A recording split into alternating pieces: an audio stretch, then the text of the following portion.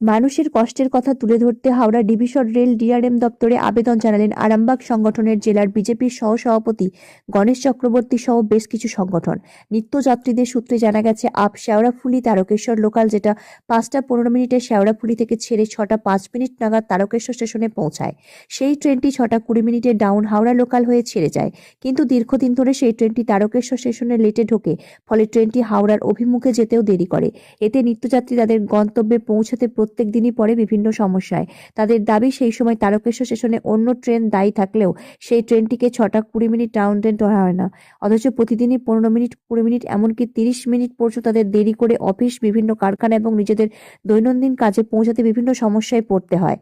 সাধারণ মানুষের কষ্টের কথা ভেবে সেই মতো আজ আরামবাগ সাংগঠনিক জেলার বিজেপির সহসভাপতি গণেশ চক্রবর্তী শিক্ষক ইউনিয়ন, রেল ইউনিয়ন তরফ থেকে হাওড়া ডিভিশন রেল ডিআরএমকে লিখিত অভিযোগ জমা দিলেন। এর মাধ্যম দিয়ে সাধারণ মানুষের কথা তুলে ধরলেন হাওড়া ডিভিশন ডিআরএম এর কাছে আবেদন দুটো ট্রেন বাড়ানোর, তারকেশ্বর শেওড়াফুলি, তারকেশ্বর হাওড়া। এই দিন আরামবাগ সাংগঠনিক জেলার বিজেপির সহসভাপতি গণেশ চক্রবর্তী সংবাদ মাধ্যমের মুখোমুখি হয়ে কি জানালেন, দেখে নেওয়া যাক সেই ছবি। নিজস্ব প্রতিনিধির রিপোর্ট।